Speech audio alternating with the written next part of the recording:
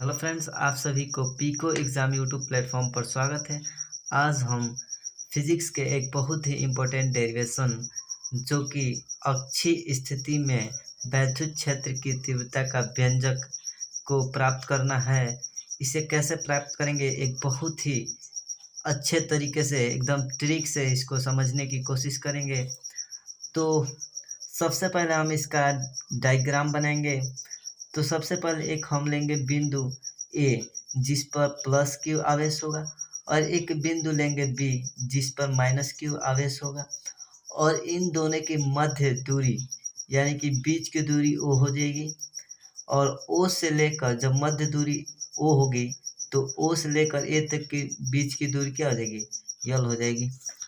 और बिंदु ए के कारण वैद्युत क्षेत्र की तीव्रता E1 और बिंदु बी के कारण वैद्युत क्षेत्र की तीव्रता E2 और परिणामी वैद्युत क्षेत्र P पर यानी कि E हो जाएगा। क्या हो जाएगा? E। और बिंदु O से P तक की दूरी R लेंगे और क्या करेंगे, इसी चीज को हम लिख देंगे अपने शब्दों में। माना कि बिंदु B पर एक माइनस क्यू आवेश रखा है तथा बिंदु A पर प्लस क्यू आवेश रखा है, और माइनस क्यू आवेश के कारण वैद्युत क्षेत्र की तीव्रता E2 और प्लस क्यू आवेश के कारण वैद्युत क्षेत्र की तीव्रता E1 तथा बिंदु B से A तक की दूरी 2L। इसी प्रकार हम देखेंगे यहाँ पे कि A से लेकर P तक की दूरी यहाँ तक क्या हो जाएगी, यहाँ से लेकर यहाँ तक की दूरी क्या होगी, तो यहाँ से लेकर यहाँ तक की दूरी R है, तो ये यहाँ तक ले दूरी L है, तो R माइनस L यहाँ से लेकर यहाँ तक की दूरी हो जाएगी AP।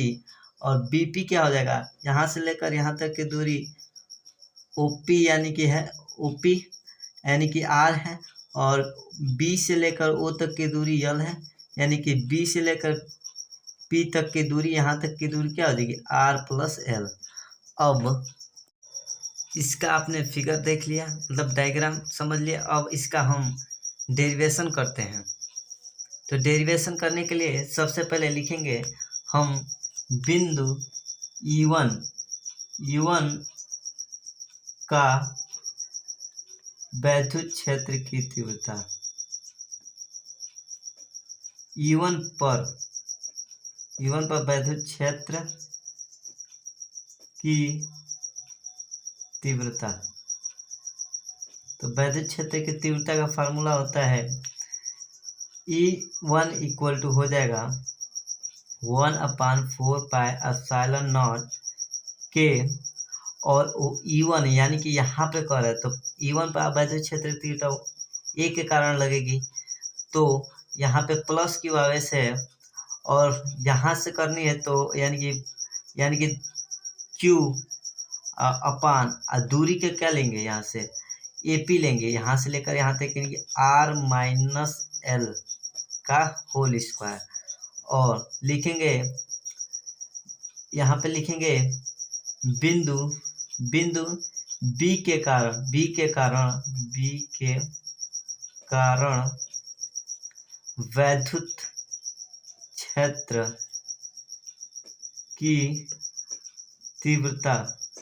वैद्युत क्षेत्र की तीव्रता E2 इक्वल टू हो जाएगा 1/4 पाई एप्सिलॉन नॉट के क्यू अपान, यहाँ से देखिए BP, यहाँ से लेकर यहाँ तक की दूरी B से P तक की दूरी R प्लस L, तो यहाँ पे क्या लेंगे R प्लस L का होल स्क्वायर। अब हम जानते हैं कि इसका परिणामी यानी कि E इक्वल टू होता है E1 माइनस E2 यानी कि परिणामी वैद्युत क्षेत्र की तीव्रता। यहाँ पे लिख लें परिणामी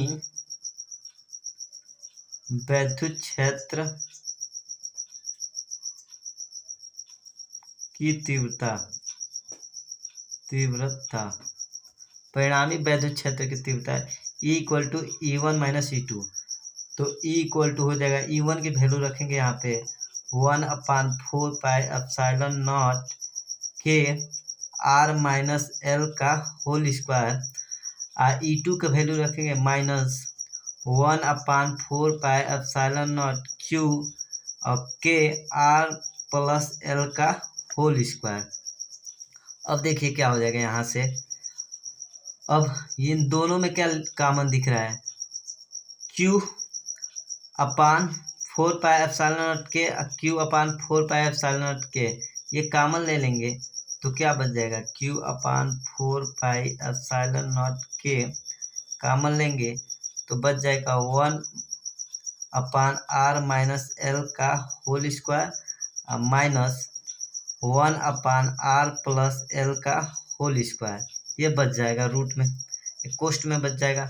तो ई बराबर हो जाएगा, इसका मल्टीप्लाई इसमें कर देंगे और इसका मल्टीप्लाई इसमें, और इसका मतलब करेंगे a minus B a plus B, तो a square plus B square इसका फार्मूला होता है। तो यहाँ पे q अपान 4πε0 के, और क्या हो जाएगा यहाँ से a प्लस बी का होल स्क्वायर यानी कि R square, R plus B का होल स्क्वायर हो जाएगा आर स्क्वायर कोष्ट में करके plus L square plus 2rl, और जब इसका करेंगे तो आर स्क्वायर और ये माइनस, तो माइनस आर स्क्वायर हो जाएगा, और यह प्लस आर स्क्वायर फिर होगा, तो यह माइनस इसको क्या कर देगा, माइनस एल स्क्वायर कर देगा।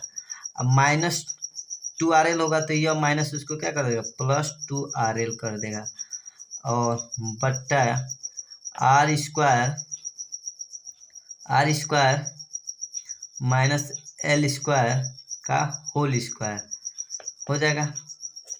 अब आर स्क्वायर से क्या होगा, R square plus R square से माइनस आर स्क्वायर कट जाएगा, एल स्क्वायर प्लस से माइनस एल स्क्वायर कट जाएगा, 2rl और 2rl क्या मिल जाएगा, इनको जोड़ेंगे तो क्या हो जाएगा, ई इक्वल टू हो जाएगा q अपान 4πε0 के, और 2rl मिल के 4rl हो जाएगा। अब बट्टा ये क्या हो जाएगा, चूँकि हम जानते हैं कि r बहुत बड़ा है, क्या है, बड़ा है यल से, इसलिए r या एल को नगण्य मान लेंगे, यानी कि क्या हो जाएगा r पे 4 घात हो जाएगा यहाँ पे। तो हम क्या जानते हैं, E इक्वल टू, चूँकि जानते हैं कि P यानी कि विद्युत द्विध्रुव बराबर होता है 2ql, तो यहाँ से 2ql रखेंगे तो यहाँ पे 2p बच जाएगा, और r बचेगा बट्टा 4πε0 के r पे 4। अब जब इस पे 4 घात होगा तो E इक्वल टू हो जाएगा 2p, और जब r से r कट जाएगा यानी कि एक घात कटेगा तो 4πε0 के r³। यही क्या है, यही लिख देंगे कि E इक्वल टू 2p अपान 4πε0 के r³।